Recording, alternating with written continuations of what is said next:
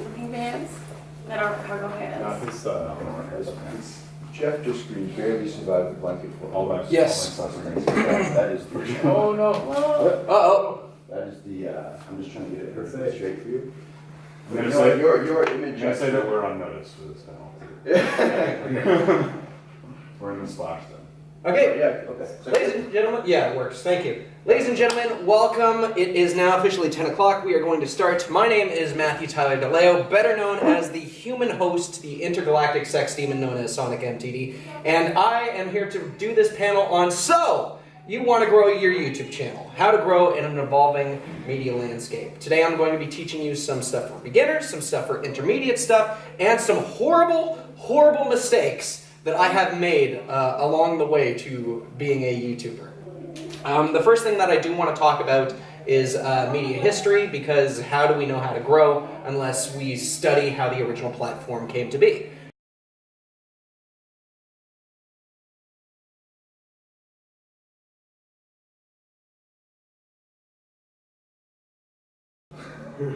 So the first thing that I want to talk about, because I don't have transitions for this slides, the very first thing that you want to do when you're starting out as a YouTuber, when you want to create your own channel, is you have to focus on your brand name.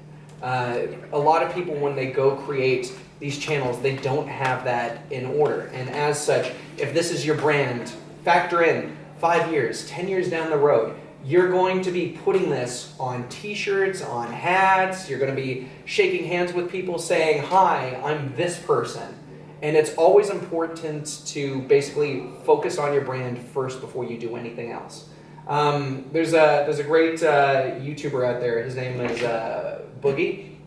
He does vlogs and what have you. One of the things that kind of irks me about him though is that he has his username and then he has like a bunch of really weird numbers. And he did manage to catch fire, so he did manage to have people find him. But if you have a bunch of like weird number symbols that gets in the way of trying to find you as a YouTuber and you're trying to grow, it'll be a real difficult slog for people to search you up online, because it's like, oh, I met this guy at a con. What was his username again? Boogie something 4963. Like, so at the end of the day, focus on your brand. I plan to keep this hidden, the second one, but you know what, here I'm going to talk about it. Audio is king. It is the first thing that determines whether or not someone's going to tune into your video. You can have garbage visuals. I'm pretty sure you guys, as part of the Podcast 101, can attest. If you're doing a podcast and your audio is garbage, why do people want to tune into you? You're too quiet, there's something going on in the background, your microphone is garbled, you're using the built-in filter. It doesn't cost that much to get a semi-decent microphone. You can get something that goes into your iPhone or smartphone and works as a lavalier, and you can record off of your built-in iPhone. How much do they roughly go for? It really depends on what exactly you're going for. So when I first started doing my YouTube, I actually had the built-in USB Rock Band microphone for playing Rock Band on the PS2, PS3. You guys know exactly what I'm talking about. And then as I decided to grow and to change, I decided to up my game. I decided to up my production value. You can get a decent lavalier that goes into your iPhone for maybe about anywhere between, like, I want to say 60 to about 90 bucks. If you want to get something that's more high-end, that's when you're going to have to throw in the hundreds. A lot of my stuff is post-production, so I actually use a microphone for my Rock Band, my actual Rock Band, and that set me back like $225, but it plugs into my input. I do my audio, splice it up however I want, and then I put the videos on. So there's a multitude of different tools that you have at your disposal, and I recommend that you do research, find out what's best for you, because sometimes the most expensive option isn't the best option for you. When it comes to creating content, because I play in a rock and roll band, I refer to what is known as the Scott Pilgrim rule. And what the Scott Pilgrim rule essentially is you need to be consistently putting out content, doing shows, just keeping yourself in the public spotlight. And roughly, you have about 3 months. If you haven't uploaded anything within the span of about 3 months, you're pretty much dead to your audience. People are fickle, especially when you're starting out new. A a lot of people will either bail out or they'll do one of those, oh, I subscribe to you, you subscribe back to me. I don't do that. But you have to continuously put stuff out over the course of a schedule. And if it takes you longer than 3 months to put anything else out, you're pretty much starting once again from the ground up. And so you want to be building on that fire. The other thing that I want to attest, which both Nick's and my audience here will attest to, is everyone starts out like garbage. You don't know how to use certain programs when you're getting into it. You don't know how to cut audio right. You're not that great a video editor. But at the end of the day, keep putting stuff out, because while it might seem like a mess of hot garbage, eventually the more content you put out, the better you will grow.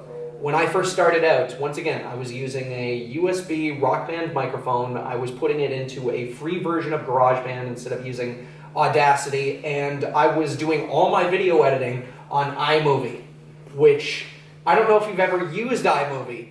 Don't. Value life. Don't use iMovie.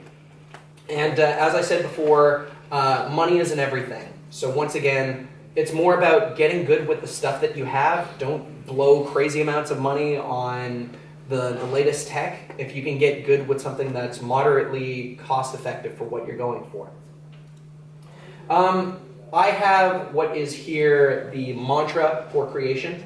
And basically what it essentially is, it's a quote from Danny Sexbang of Ninja Sex Party. And when you are doing this content, he says, you just have to be at peace with who you are and what you really want to be. Like, a lot of people will say, I'm an aspiring artist, or I'm an aspiring writer. No, you're a writer, you're an artist. If you're doing that every day, that's what you are, just own it. So there's a lot of people who are getting into YouTube that are just like, oh, I just make, some videos online. No, you're a YouTuber. Have pride in what you're doing. Even if you don't think that your stuff amounts to much, if you have faith in yourself, it'll grow in your content and it'll allow you to keep putting stuff out, because the worst critic that you have is you. So be at one with yourself and you'll be ready to keep moving forward. Now, here is some intermediate knowledge for those that already have YouTube channels that are up and running. You don't have to completely reinvent the wheel. But the fact of the matter is that YouTube, the market is heavily oversaturated. If you are doing podcasts, if you're doing reviews, if you're doing comedy channels, video gaming, there are hundreds of other channels that are at the platform. And as content creators, you guys need to know what you can to bring something new that they don't have. Do you have a particular form of insight that you didn't know? Were you huge on Battlestar Galactica and you want to do something that's very similar into, releasing that type of content, theory videos, or how it changed a wide variety of the sci-fi genre? Always try to bring something new to the table. Try to find ways of reinventing yourself, so that way you have something that other channels don't quite have just yet. And as to what that is, that's up for you to figure out on your own. Another thing is, pay attention to your metrics. Analytics is a fantastic feature that I use. Whenever I put a video up, I'm always checking there just to see, okay, where in the world are people watching my content? What is their age range? What is their gender? Stuff like that. So that way I can figure out, okay, maybe I need to do more content to get a new audience in, or maybe I need to do some of the same content so that I can cater to that audience. One of my most popular videos right now was a review I did on Kamen Rider Gaim, which was a Japanese Sentai show. That blew up. For me, that blew up. It's like about a couple thousand or so on the view scale. And after watching that, I'm sitting there going, okay, as soon as I'm done this, I need to start making some more stuff that's built around the Japanese Sentai genre. Because these people, this group, ate it up. And so long as you're paying attention to your metrics, you know what your audience is, you're able to grow, you're able to expand your reach. Another thing that I have to ask is, are you properly marketing your content? People that are on YouTube right now, do you have a Reddit? I use Reddit, yeah. Okay. If you don't have a Reddit... How do you market on Reddit without people, because you're not allowed to promote yourself on Reddit? It really depends on the rules and what you're going for. So one of the things I do, for example, is I'm a reviewer. whenever I finish making a video, like for example, the last thing I did was a review of Want to Be the Strongest in the World. Immediately after the video came up, I'm like, okay, time to go on Reddit. I went online, I found subboards, like things like, here's the anime board, here's the anime reviewing board, here's the here's the Reddit board for those that are into wrestling, all different types of stuff. Read up on the rules. Certain things like the anime board, for example, they'll allow you to post whatever you want, whatever self-promoting thing that you can, but first you gotta like 10 other posts or comment on 10 other posts on their board, so that way they know it's not just for self-promotion. So you can get away with doing self-promoting stuff. In fact, in the rules of Reddit, when they're saying when you're posting a video, try to be as clickbaity as possible. And that's in the terms of service. Like, that's in the actual terms of service. So saying that Reddit is not used for self-promotion, I call BS on People that. do. I'm just saying that, like, if you say, like, oh, I made this video, then they'll take it down. Well, once again, it depends on the rules of that board. Because I've had videos taken down for stuff like that. Did you read the rules of said board? Because you have to, once again, there are certain boards that will not allow that. Yeah, and that's in why the event, I try to, like, label the video differently. yeah, because like when I did my review of something, I basically said, you know, how this series was so completely off the mark, it changed the perception of women's wrestling or something like that. So I made it clickbaity enough, and I managed to post it on a board where I was able to get away with doing stuff like that. Fair So enough. it just boils How down you deal to, with it, I guess. it boils down to if you're reading the rules, if you are putting it on the right board, or sometimes people just, they don't like it. Move on, try to find a different subreddit to go on to. Because Reddit is fantastic. If you're an artist, why don't you have Tumblr? Seriously, it is a platform that is built, it's built for people that are artists or photographers and stuff like that. You don't have to get as many different platforms, like you don't have to get an Instagram. Personally, I never use my Twitter because I haven't found a good use for it. Like, I post stuff, but I'm just throwing stuff out into the void. You can attest to that. But yeah, so that's another thing. Try your best to play the social media game, because it's not just putting out the videos, it's also marketing yourself to the right audience. Another thing that I want to say is care about how you're portraying yourself. And what I mean by that is, depending on what you do, like for example, I'm dressed up in a suit and tie right now because I'm trying to have an air of professionalism to it. When people create videos on YouTube, it's not just the content that you're posting out. People are tuning in and they are seeing you as a person. A lot of people, if you are dressed up, if you're not doing, like if you're doing an anime review, weave it up.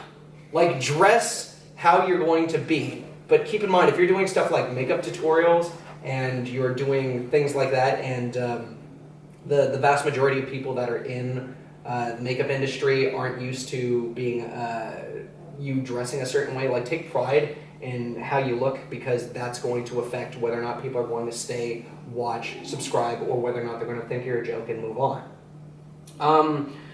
You should always be questioning your videos. And what I mean by that is, after the video is done, after it has been uploaded, look back on it and say, okay, what were some of my weak suits? What were things that I could have personally done to improve my content? Because once again, the worst critic that you have primarily is yourself. There might have been times where I did a review and I'm like, this is good, but I didn't like this transition here.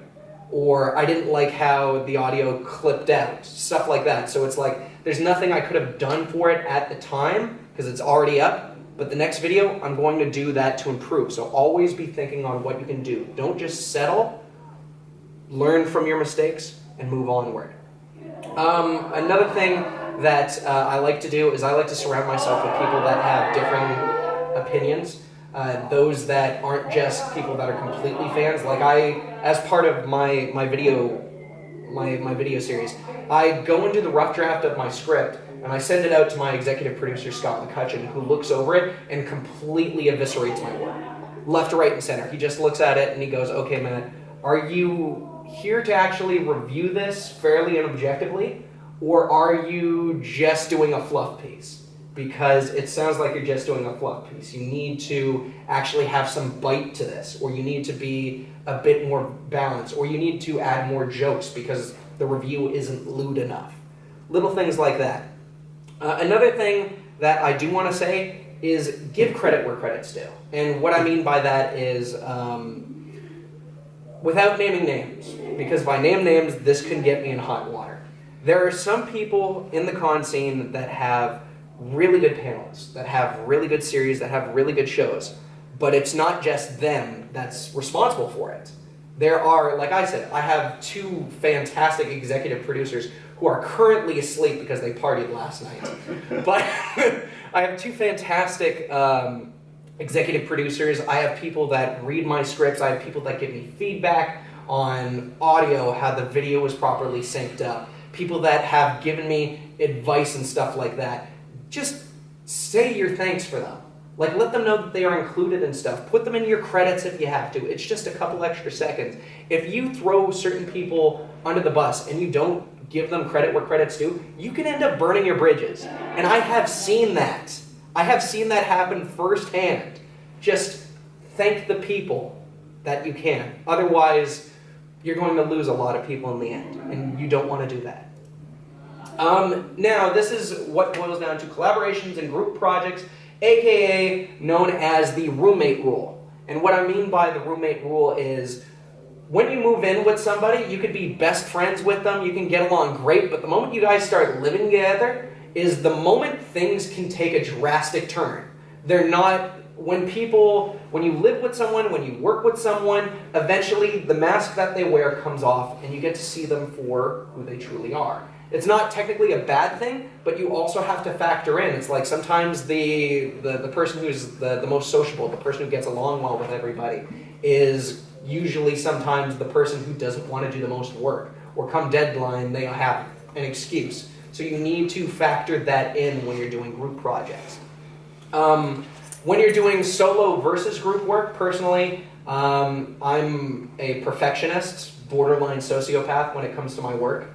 I like to do everything by myself, but the problem with doing everything by yourself is that when it comes down to crunch time, you're always burning yourself out because you're doing your own editing, you're doing your own audio, you're doing your own video and stuff like that. It is very easy to run headfirst into a wall and then just kill yourself, essentially, and say, I need to take a break, I need to take a hiatus, this is too much for me. Whereas group work allows you to divvy up the responsibilities. However, once again, life can get in the way as you have more and more cooks in the kitchen. So that's some stuff that you need to factor in when you're deciding to work with others or go solo. Another thing that you need to do, this is more for the collaborations, is you have to ask yourself, how does this actually benefit me?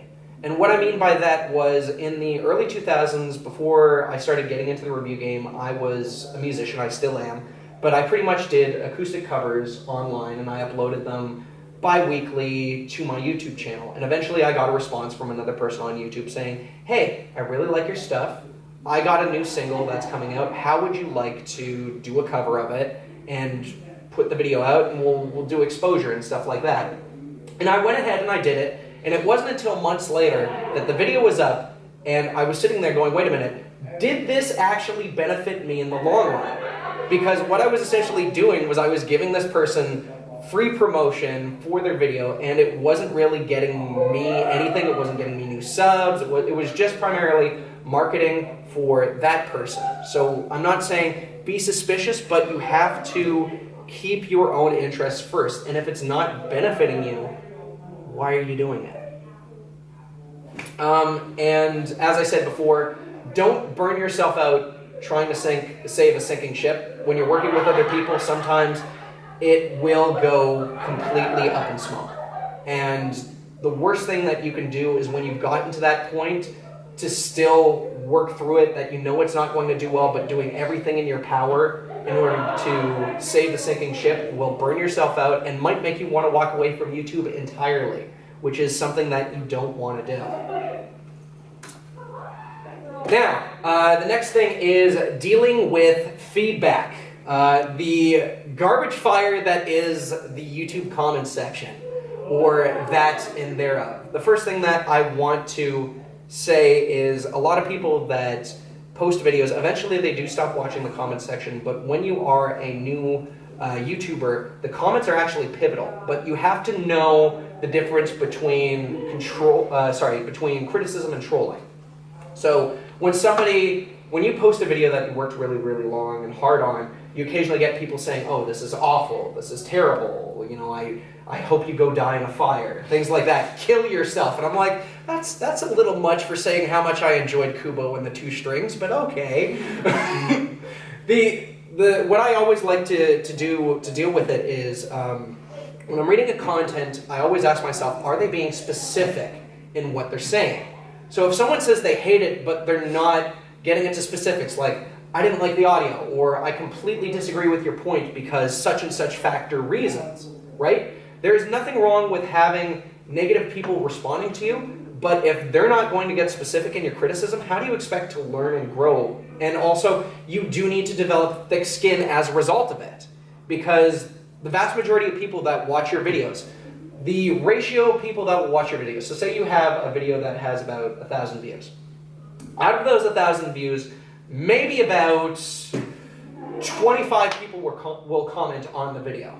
And out of those 25, maybe about 5 of them will tell you how much they really enjoyed it. Out of that 20, there's going to be a vast majority of people that will just on you for no reason, and amongst those people will be those that actually do have to offer criticism. And you can choose not to go with the criticism. You could just say, screw this person, my opinion matters, my values matter. That's perfectly fine. But if you start noticing a pattern, maybe it might be time for you to change your formula. Maybe it might be time to actually say, you know what, 3 people, like over the course of this many months, said that they don't like how I begin my videos with a vlog. Maybe I need to go straight into the content before diving, you know, in order to dive head first, because they don't want to sit through that. The next thing that I am talking about is networking, which is another part of marketing. The important things that you have to talk about is when it comes to marketing. The best form of marketing doesn't feel like marketing. It makes the audience feel like they're a part of it. It makes them feel like they're a part of the journey, the connection, what have you. So whenever I get someone who comments on a video and tells me, hey, I really like this, or I have a differentiating opinion, immediately I give myself maybe 15 minutes to let their words sink in. If it sounded like they were trolling, I give myself time to calm down and to plan my words carefully. And when you engage with them, it's like, you know, I loved your video. Oh, thank you very much. I'm glad that you liked it. I hope you see the one that's coming out next month. I'm pretty sure if you like this, you're going to be liking that. Or if someone has a difference of opinion going, I didn't like your video because such and such reason, then you can respond to them and say, you know what, you have a very good point. This is where I was coming from with my thinking, and this is why my video, why I was trying to work it in like this. If you are responding to them, and you're responding to them and making them feel like they are part of the conversation, or they are a part of the brand, that you are carrying them on your back as you try to grow as a content creator, then they're going to be more prone to actually wanting to watch future content. So always try to engage with your fans. Another thing that I want to talk about is thinking before you post. So earlier I said I give myself 15 minutes or so. Sometimes when you have something and somebody's like debating you online, you might end up posting something that is completely harmless to you, but can be taken a variety of different ways, because with text, they can't really tell the context of your, like, they think that you could, like, I created a video and they're like, I humbly disagree with your point. And I'm like, okay, go on. And then because of that, it made it seem like I was trying to invite them to turn it into an argument. But I'm like, okay, I want to hear your point. So try to at least think before you post, is there any chance that what I'm writing right now will be taken out of context? Another thing that I wanted to get across is be yourself. It seems like a no-brainer. It really does. But you know what? I haven't followed that rule. And it burned me. It burned me hard. In the early 2000s, when I tried to go to other cons and stuff like that, I was hanging around people that were already successful YouTubers, people that I was trying to network with. And because I was trying to impress them and be one of the quote-unquote big boys, I ended up coming across extremely pretentious. And that caused more damage to myself than anything I have done over the course of my 8 years being on YouTube. Just be yourself. Because everybody at the end of the day, it doesn't matter if it's Doug Walker, it doesn't matter if it's PewDiePie, it doesn't matter if it's the head or CEO. They are always able to tell when you're being genuine and when you're being stuck up. Be yourself. Because if you act like someone else and they can tell it, you pretty much burned your bridge with that person.